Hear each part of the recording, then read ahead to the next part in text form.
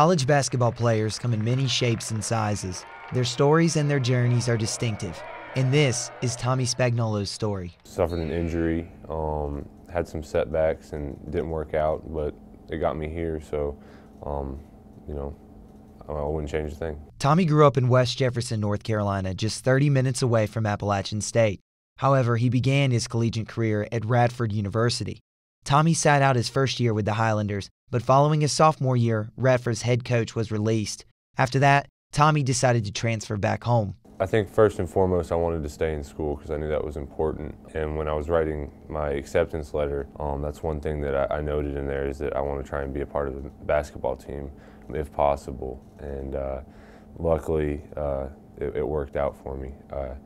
I went to the coaching staff, asked them if I could try out, and they said maybe next year. And I played in a couple, rec leagues, played at the SRC, and continued to stay in shape and to stay disciplined. And then the next year they let me try out. After having him sit out a year, head coach Jason Capel was ready to give Tommy his shot. They just had me work out with one of their post players at the time, Brian Oakham. He was a 7-footer, and he was much bigger than me, but I gave him everything that he wanted, worked real hard, so he gave me an opportunity. Tommy had accomplished his goal and made it back onto a collegiate roster, but it was a difficult process to get back in Division I form. When I got back, it definitely, there was a learning curve, and just basic things like the speed of the game, catching. It's different when you're playing at that higher level, so it was a transition for sure. But Tommy continued to develop as he worked his way up from role player to starter. By his second season at App, Tommy was a double-double machine, finishing with 8 over the last 13 games. However, just as Tommy began to blossom, questions of his eligibility arose.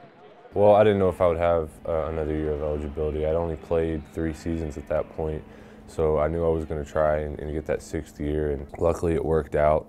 I was really excited for the opportunity to be a part of Coach Fox's system. Tommy was granted a 6th year of eligibility from the NCAA just after head coach Jim Fox was hired into the program. The former Davison assistant immediately set his sights on Tommy. Yeah, with Tommy it was more about challenging him. I knew him, obviously competing against him for a couple of years.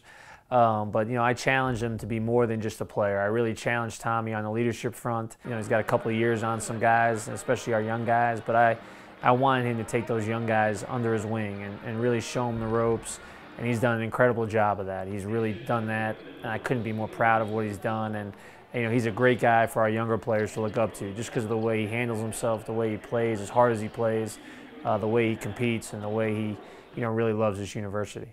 In mid-January, Tommy was named the team's captain by Coach Fox, finishing his transition from walk-on to leader. I decided, and my staff decided, but it was something that had been in the works for a while. I really talked to him about leadership, and just being a player on the court was not acceptable this year. He has to be more than that.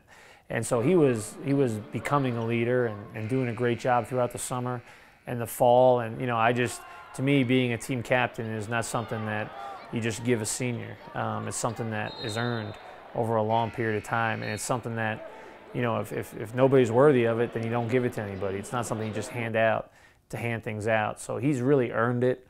He's been a captain, since we started back in the summer, but the title just came to him back in January. We were on the road, and after a film session, he just, announced it to the team. And it felt good, but it's a tremendous responsibility. It puts even more pressure on me to, lead every day, to make sure that I'm setting the right example, to not slip up. I've always had high expectations of myself. I think I've underachieved at times in my life, so I definitely, think I'm capable of good things, but this is very humbling for sure. Tommy Spagnolo's story is truly one of hard work and determination, but even he doesn't know what the future has in store.